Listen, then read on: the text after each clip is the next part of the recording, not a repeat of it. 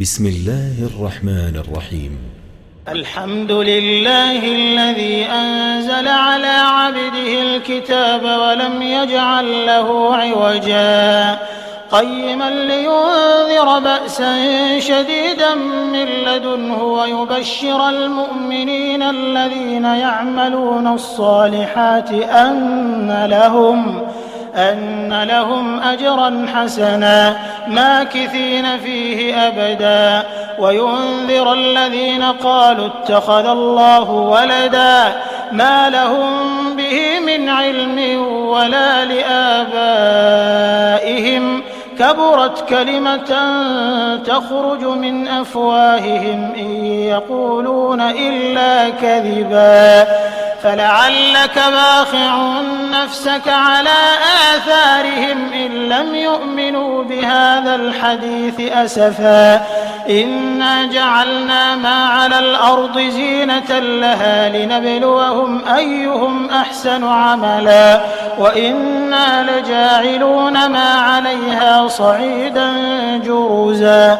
أم حسبت أن أصحاب الكهف والرقيم كانوا من آياتنا عجبا إذ أوى الفتية إلى الكهف فقالوا ربنا آتنا من لدنك رحمة وهيئ لنا من أمرنا رشدا فضربنا على آذانهم في الكهف سنين عددا ثم بعثناهم لنعلم أي الحزبين أحصى لما لبثوا أمدا نحن نقص عليك نبأهم بالحق إنهم فتية آمنوا بربهم وزدناهم هدى وربطنا على قلوبهم إذ قاموا فقالوا ربنا رب السماوات والأرض لن ندعو من دونه إلها لقد قلنا إذا شططا هؤلاء قومنا اتخذوا من دونه آلهة لولا يأتون عليهم بسلطان بين فمن أظلم ممن افترى على الله كذبا وإذ اعتزلتموهم وما يعبدون إلا الله فأووا إلى الكهف ينشر لكم ربكم من رحمته ويهيئ لكم من أمركم مرفقا وترى الشمس إذا طلعت تزاور عن كهفهم ذات اليمين وإذا غربت تقرضهم ذات الشمال وهم في فجوة منه ذلك من آيات الله من يهد الله فهو المهتد ومن يضلل فلن تجد له وليا مرشدا وتحسبهم أيقاظا وهم رقود ونقلبهم ذات اليمين وذات الشمال وكلبهم باسط ذراعيه بالوصيد لو اطلعت عليهم لوليت منهم فرارا ولملئت منهم رعبا وكذلك بعثناهم ليتساءلوا بينهم قال قائل منهم كم لبثتم قالوا لبثنا يوما أو بعض يوم قالوا ربكم أعلم بما لبثتم فبعثوا أحدكم بورقكم هذه إلى المدينة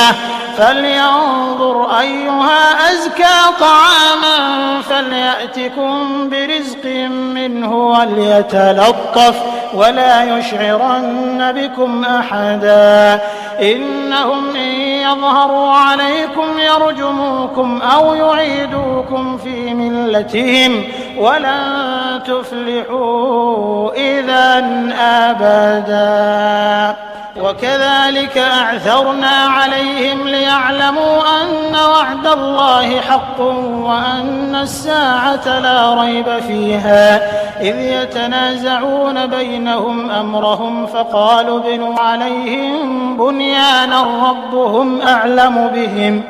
قال الذين غلبوا على أمرهم لنتخذن عليهم مسجدا سيقولون 3 رابعهم كلبهم ويقولون 5 سادسهم كلبهم رجما بالغيب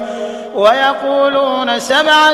وثامنهم كلبهم قل ربي أعلم بعدتهم ما يعلمهم إلا قليل فلا تمار فيهم إلا مراء ظاهرا ولا تستفت فيهم منهم أحدا ولا تقولن لشيء إني فاعل ذلك غدا إلا أن يشاء الله واذكر ربك إذا نسيت وقل عسى أن يهديني ربي لأقرب من هذا رشدا ولبثوا في كهفهم 300 سنين وازدادوا 9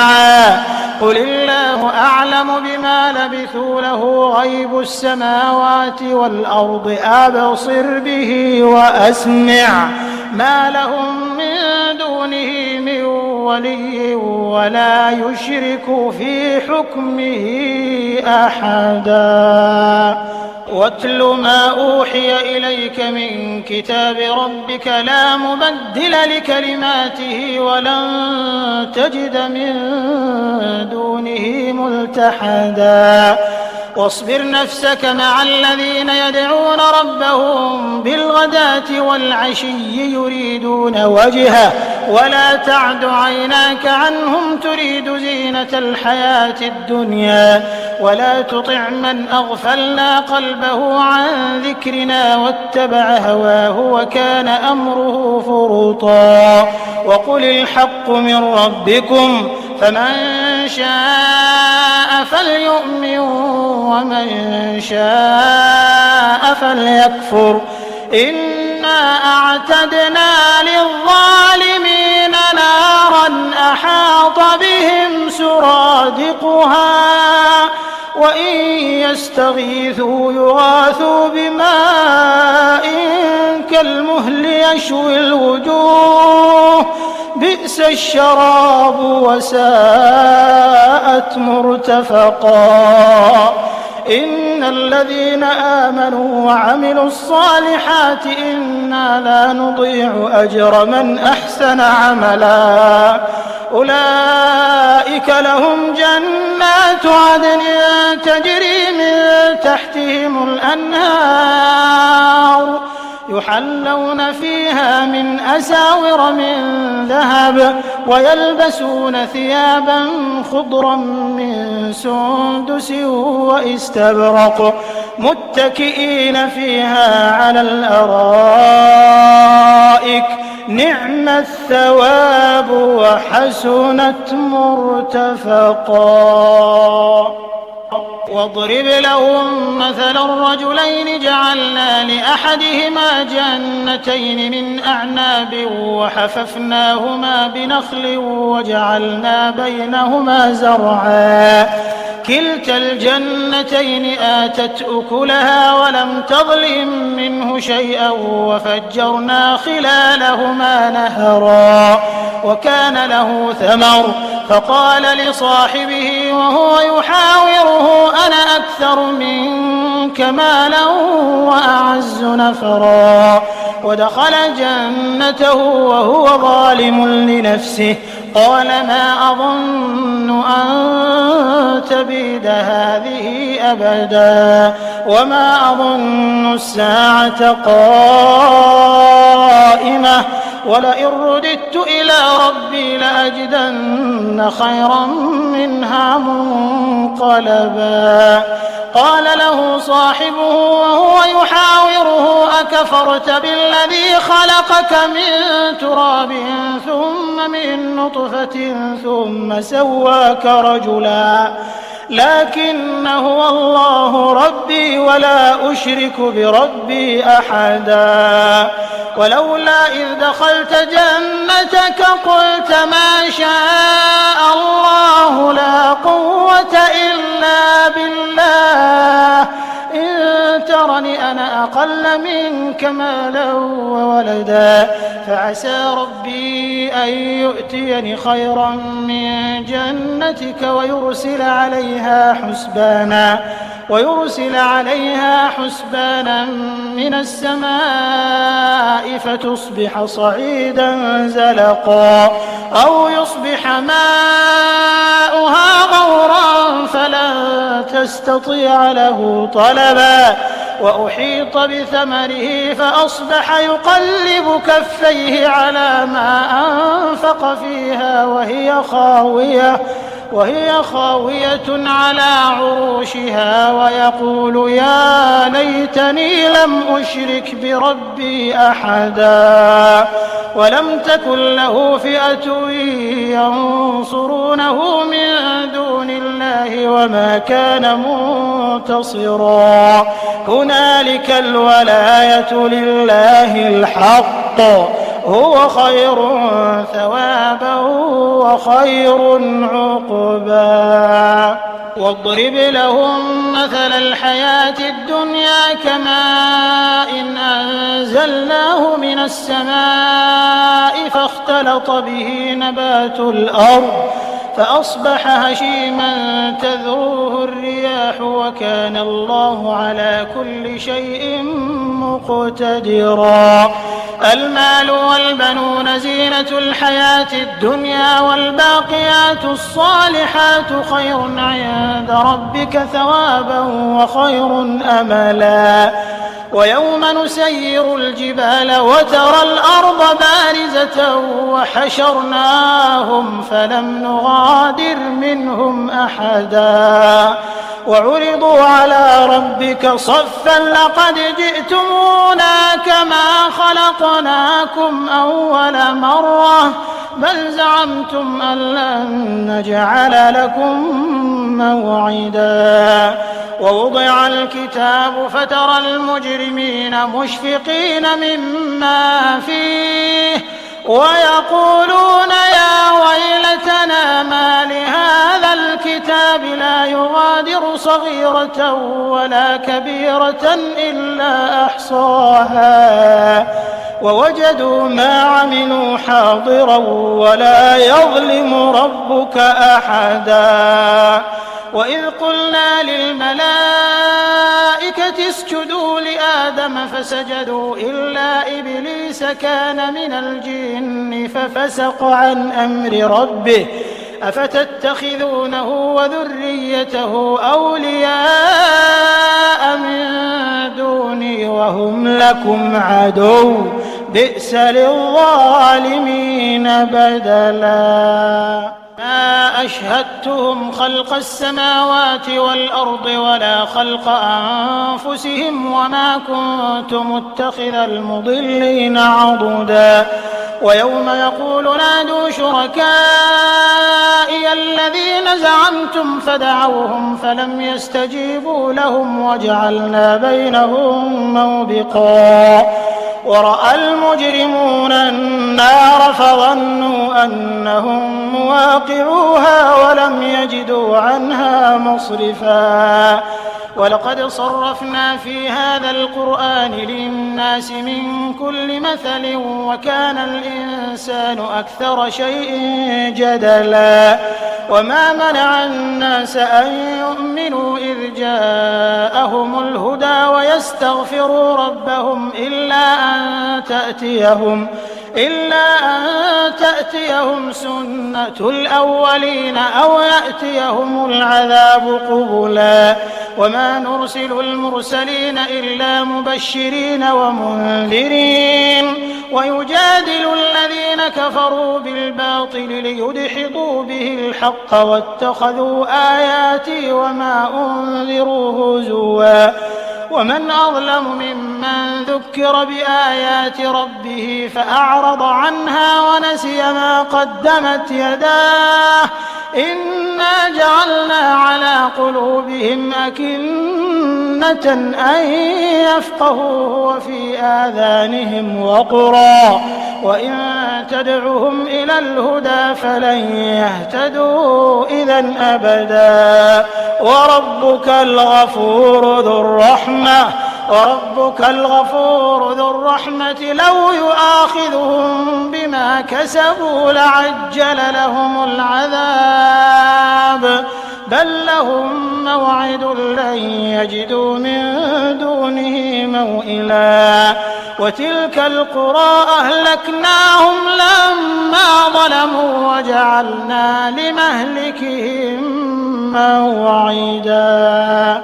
وإذ قال موسى لفتاه لا أبرح حتى أبلغ مجمع البحرين أو أمضي حقبا فلما بلغا مجمع بينهما نسيا حوتهما فاتخذ سبيله في البحر سربا فلما جاوزا قال لفتاه آتنا غداءنا لقد لقينا من سفرنا هذا نصبا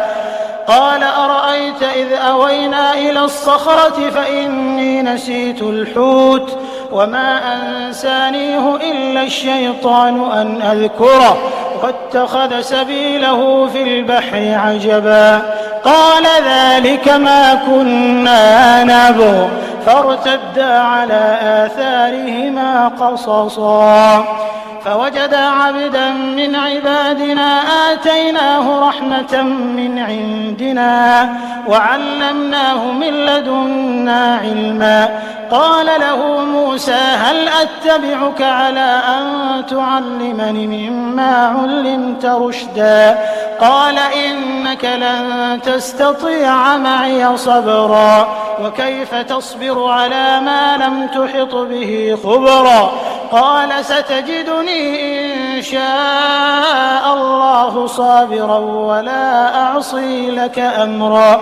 قال فإن اتبعتني فلا تسألني عن شيء حتى أحدث لك منه ذكرا فانطلقا حتى إذا ركبا في السفينة خرقها قال أخرقتها لتغرق أهلها لقد جئت شيئا إمرا قال ألم أقل إنك لن تستطيع معي صبرا قال لا تؤاخذني بما نسيت ولا ترهقني من أمري عسرا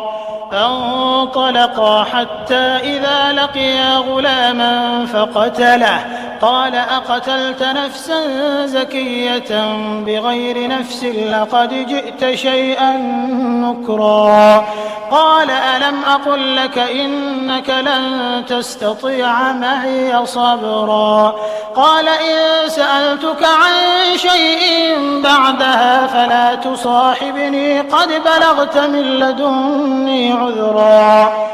فانطلقا حتى إذا أتيا أهل قرية استطعما أهلها فأبوا أن يضيفوهما فوجدا فيها جدارا يريد أن ينقض فأقامه قال لو شئت لاتخذت عليه أجرا قال هذا فراق بيني وبينك سأنبئك بتأويل ما لم تستطع عليه صبرا أما السفينة فكانت لمساكين يعملون في البحر فأردت أن أعيبها وكان وراءهم ملك يأخذ كل سفينة غصبا وأما الغلام فكان أبواه مؤمنين فخشينا أن يرهقهما طغيانا وكفرا فأردنا أن يبدلهما ربهما خيرا منه زكاة وأقرب رحما وأما الجدار فكان لغلامين يتيمين في المدينة وكان تحته كنز لهما وكان أبوهما صالحا فأراد ربك أن يبلغا أشدهما ويستخرجا كنزهما رحمة من ربك وما فعلته عن أمري ذلك تأويل ما لم تسطع عليه صبرا ويسألونك عن ذي القرنين قل سأتلو عليكم منه ذكرا إنا مكنا له في الأرض وآتيناه من كل شيء سببا فأتبع سببا حتى إذا بلغ مغرب الشمس وجدها تغرب في عين حمئة ووجد عندها قوما قلنا يا ذا القرنين إما أن تعذب وإما أن تتخذ فيهم حسنا قال أما من ظلم فسوف نعذبه ثم يرد إلى ربه فيعذبه عذابا نكرا وأما من آمن وعمل صالحا فله جزاء الحسنى وسنقول له من أمرنا يسرا ثم أتبع سببا حتى إذا بلغ مطلع الشمس وجدها تطلع على قوم لم نجعل لهم من دونها سترا كذلك وقد أحطنا بما لديه خبرا ثم أتبع سببا حتى إذا بلغ بين السدين وجد من دونهما قوما لا يكادون يفقهون قولا قالوا يا ذا القرنين إن يأجوج ومأجوج مفسدون في الأرض فهل نجعل لك خرجا على أن تجعل بيننا وبينهم سدا قال ما مكني فيه ربي خير فأعينوني بقوة أجعل بينكم وبينهم ردما آتوني زبر الحديد حتى إذا ساوى بين الصدفين قال انفخوا حتى إذا جعله نارا قال آتوني أفرغ عليه قطرا فما استطاعوا أن يظهروه وما استطاعوا له نقبا قال هذا رحمة من ربي فإذا جاء وعد ربي جعله دكا وكان وعد ربي حقا وتركنا بعضهم يومئذ يموج في بعض ونفخ في الصور فجمعناهم جمعا وعرضنا جهنم يومئذ للكافرين عرضا الذين كانت أعينهم في غطاء عن ذكري وكانوا لا يستطيعون سمعا أفحسب الذين كفروا أن يتخذوا عبادي من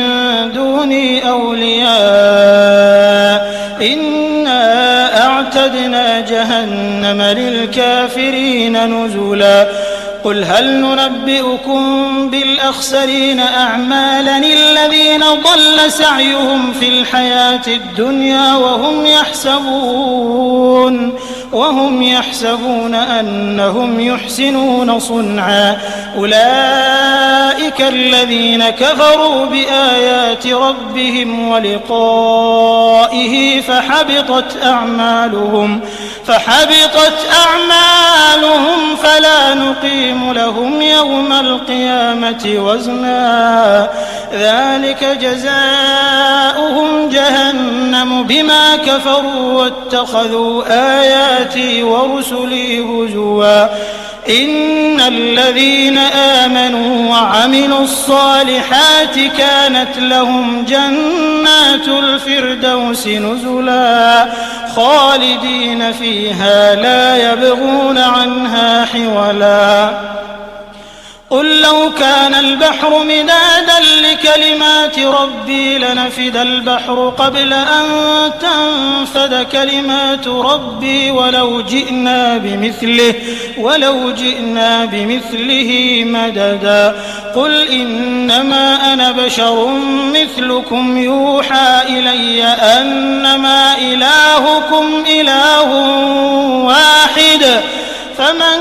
كان يرجو لقاء ربه ربه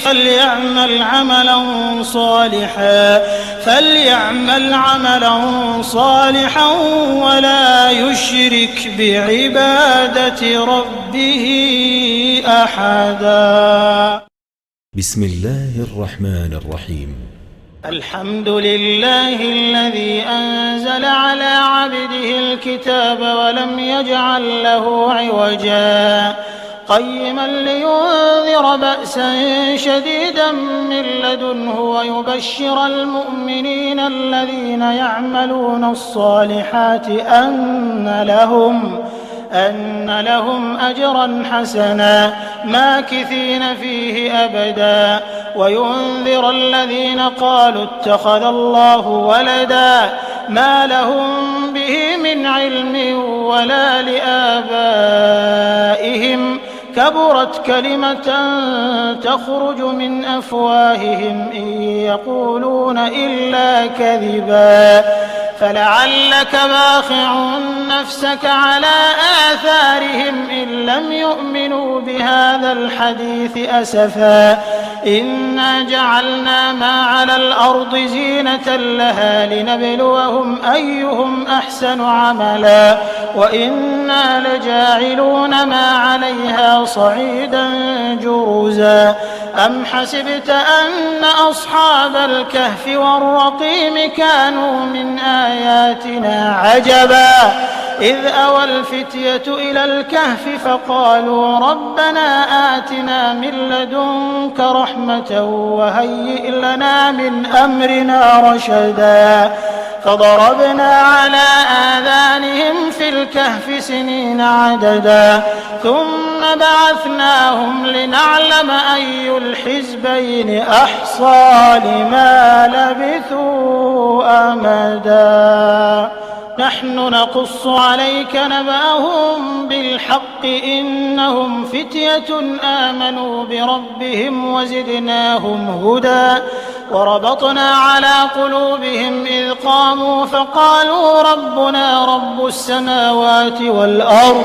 لن ندعو من دونه إلها لقد قلنا إذا شططا هؤلاء قومنا اتخذوا من دونه آلهة لولا يأتون عليهم بسلطان بين فمن أظلم ممن افترى على الله كذبا وإذ اعتزلتموهم وما يعبدون إلا الله فأووا إلى الكهف ينشر لكم ربكم من رحمته ويهيئ لكم من أمركم مرفقا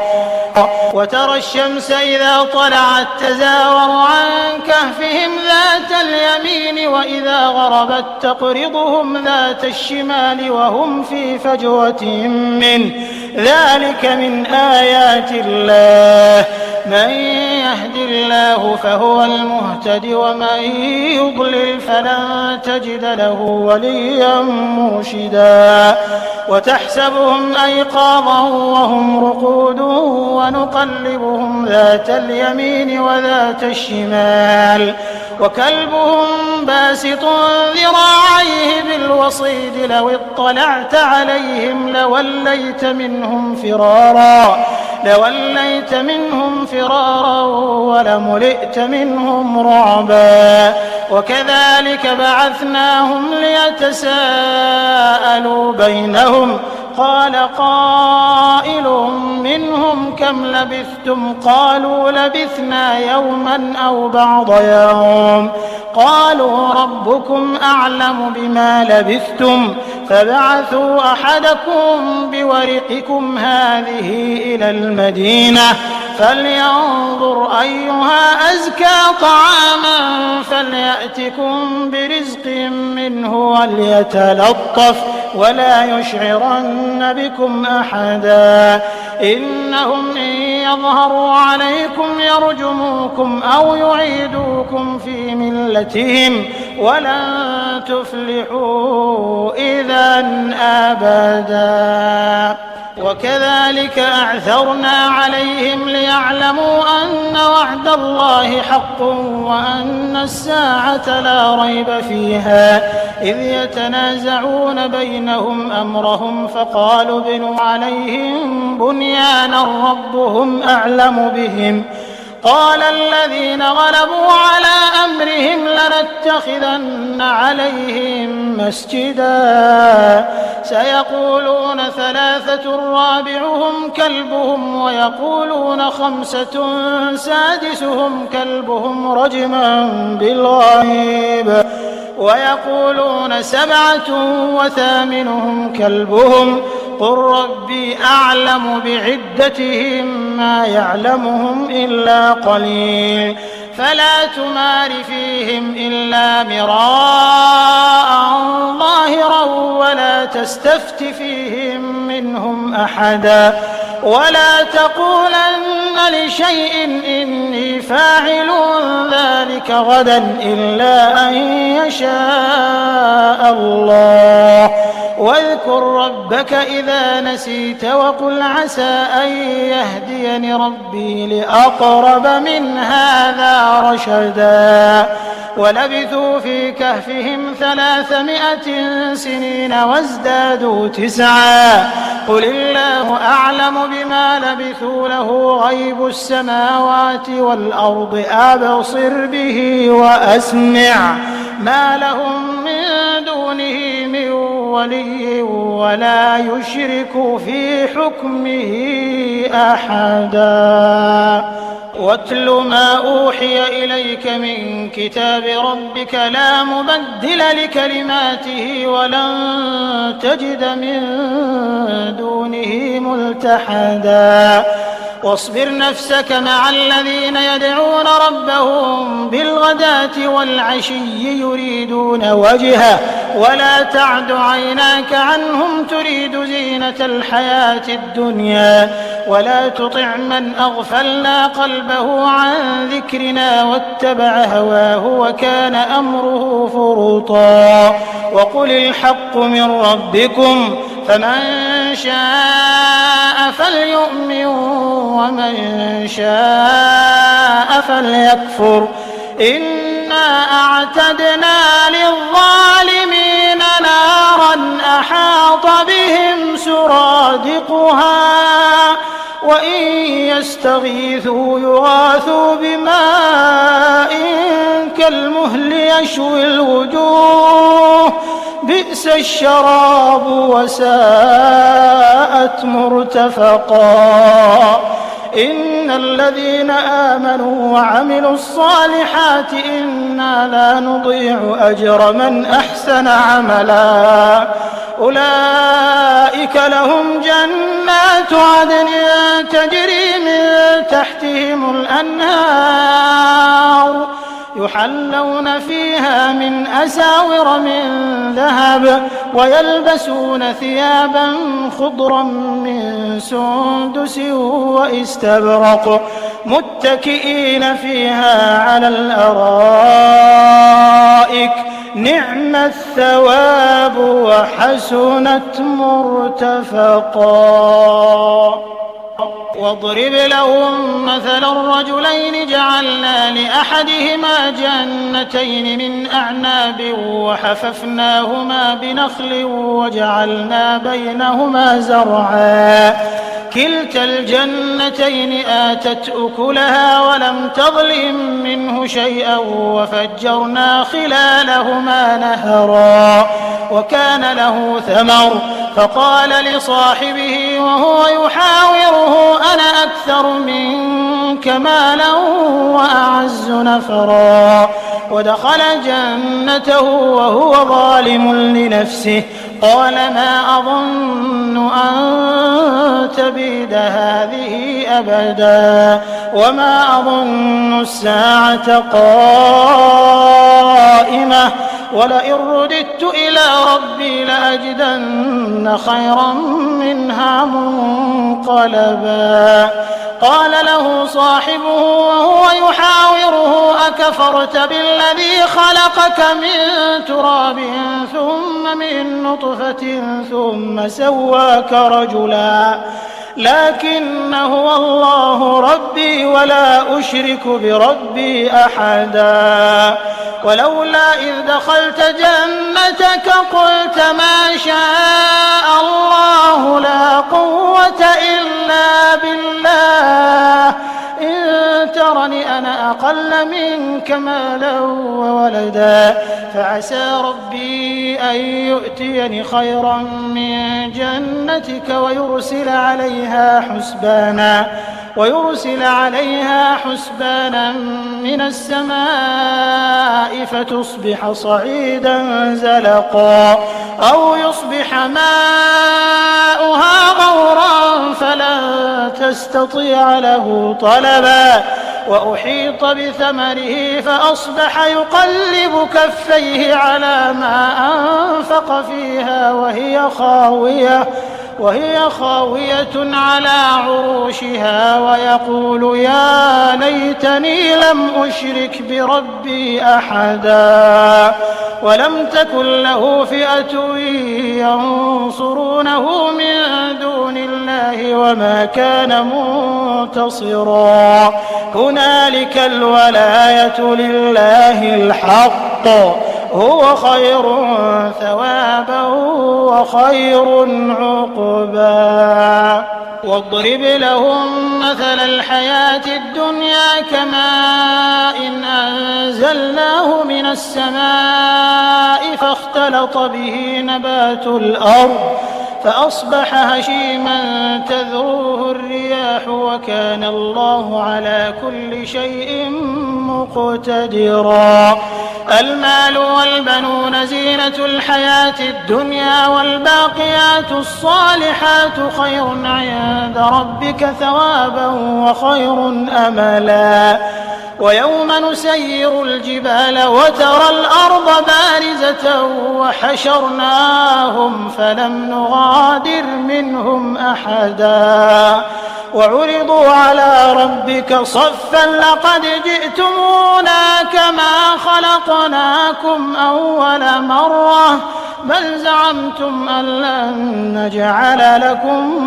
موعدا ووضع الكتاب فترى المجرمين مشفقين مما فيه ويقولون يا ويلتنا ما لهذا الكتاب لا يغادر صغيرة ولا كبيرة إلا أحصاها ووجدوا ما عملوا حاضرا ولا يظلم ربك أحدا وإذ قلنا للملائكة اسجدوا لآدم فسجدوا إلا إبليس كان من الجن ففسق عن أمر ربه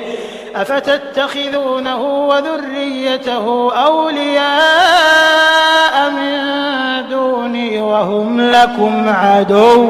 بئس للظالمين بدلا ما أشهدتهم خلق السماوات والأرض ولا خلق أنفسهم وما كنت متخذ المضلين عضدا ويوم يقول نادوا شركائي الذين زعمتم فدعوهم فلم يستجيبوا لهم وجعلنا بينهم موبقا ورأى المجرمون النار فظنوا أنهم مواقعوها ولم يجدوا عنها مصرفا ولقد صرفنا في هذا القرآن للناس من كل مثل وكان الإنسان أكثر شيء جدلا وما منع الناس أن يؤمنوا إذ جاءهم الهدى ويستغفروا ربهم إلا أن تأتيهم سنة الأولين أو يأتيهم العذاب قبلا وما نرسل المرسلين إلا مبشرين ومنذرين ويجادل الذين كفروا بالباطل ليدحضوا به الحق واتخذوا آياتي وما أنذروا هزوا ومن أظلم ممن ذكر بآيات ربه فأعرض عنها ونسي ما قدمت يداه إنا جعلنا على قلوبهم أكنة أن يفقهوا وفي آذانهم وقرا وإن تدعهم إلى الهدى فلن يهتدوا إذا أبدا وربك الغفور ذو الرحمة لو يؤاخذهم بما كسبوا لعجل لهم العذاب بل لهم موعد لن يجدوا من دونه موئلا وتلك القرى أهلكناهم لما ظلموا وجعلنا لمهلكهم موعدا وإذ قال موسى لفتاه لا أبرح حتى أبلغ مجمع البحرين أو أمضي حقبا فلما بلغا مجمع بينهما نسيا حوتهما فاتخذ سبيله في البحر سربا فلما جاوزا قال لفتاه آتنا غداءنا لقد لقينا من سفرنا هذا نصبا قال أرأيت إذ أوينا إلى الصخرة فإني نسيت الحوت وما أنسانيه إلا الشيطان أن أذكره واتخذ سبيله في البحر عجبا قال ذلك ما كنا نبغ فارتدا على آثارهما قصصا فوجدا عبدا من عبادنا آتيناه رحمة من عندنا وعلمناه من لدنا علما قال له موسى هل أتبعك على أن تعلمني مما علمت رشدا قال إنك لن تستطيع معي صبرا وكيف تصبر على ما لم تحط به خبرا قال ستجدني إن شاء الله صابرا ولا أعصي لك أمرا قال فإن اتبعتني فلا تسألني عن شيء حتى أحدث لك منه ذكرا فانطلقا حتى إذا ركبا في السفينة خرقها قال أخرقتها لتغرق أهلها لقد جئت شيئا إمرا قال ألم أقل إنك لن تستطيع معي صبرا قال لا تؤاخذني بما نسيت ولا ترهقني من أمري عسرا فانطلقا حتى إذا لقيا غلاما فقتله قال أقتلت نفسا زكية بغير نفس لقد جئت شيئا نكرا قال ألم أقل لك إنك لن تستطيع معي صبرا قال إن سألتك عن شيء بعدها فلا تصاحبني قد بلغت من لدني عذرا فانطلقا حتى إذا أتيا أهل قرية استطعما أهلها فأبوا أن يضيفوهما فوجدا فيها جدارا يريد أن ينقض فأقامه قال لو شئت لاتخذت عليه أجرا قال هذا فراق بيني وبينك سأنبئك بتأويل ما لم تستطع عليه صبرا أما السفينة فكانت لمساكين يعملون في البحر فأردت أن أعيبها وكان وراءهم ملك يأخذ كل سفينة غصبا وأما الغلام فكان أبواه مؤمنين فخشينا أن يرهقهما طغيانا وكفرا فأردنا أن يبدلهما ربهما خيرا منه زكاة وأقرب رحما وأما الجدار فكان لغلامين يتيمين في المدينة وكان تحته كنز لهما وكان أبوهما صالحا فأراد ربك أن يبلغا أشدهما ويستخرجا كنزهما رحمة من ربك وما فعلته عن أمري ذلك تأويل ما لم تسطع عليه صبرا ويسألونك عن ذي القرنين قل سأتلو عليكم منه ذكرا إنا مكنا له في الأرض وآتيناه من كل شيء سببا فأتبع سببا حتى إذا بلغ مغرب الشمس وجدها تغرب في عين حمئة ووجد عندها قوما قلنا يا ذا القرنين إما أن تعذب وإما أن تتخذ فيهم حسنا قال أما من ظلم فسوف نعذبه ثم يرد إلى ربه فيعذبه عذابا نكرا وأما من آمن وعمل صالحا فله جزاء الحسنى وسنقول له من أمرنا يسرا ثم أتبع سببا حتى إذا بلغ مطلع الشمس وجدها تطلع على قوم لم نجعل لهم من دونها سترا كذلك وقد أحطنا بما لديه خبرا ثم أتبع سببا حتى إذا بلغ بين السدين وجد من دونهما قوما لا يكادون يفقهون قولا قالوا يا ذا القرنين إن يأجوج ومأجوج مفسدون في الأرض فهل نجعل لك خرجا على أن تجعل بيننا وبينهم سدا قال ما مكني فيه ربي خير فأعينوني بقوة أجعل بينكم وبينهم ردما آتوني زبر الحديد حتى إذا ساوى بين الصدفين قال انفخوا حتى إذا جعله نارا قال آتوني أفرغ عليه قطرا فما استطاعوا أن يظهروه وما استطاعوا له نقبا قال هذا رحمة من ربي فإذا جاء وعد ربي جعله دكا وكان وعد ربي حقا وتركنا بعضهم يومئذ يموج في بعض ونفخ في الصور فجمعناهم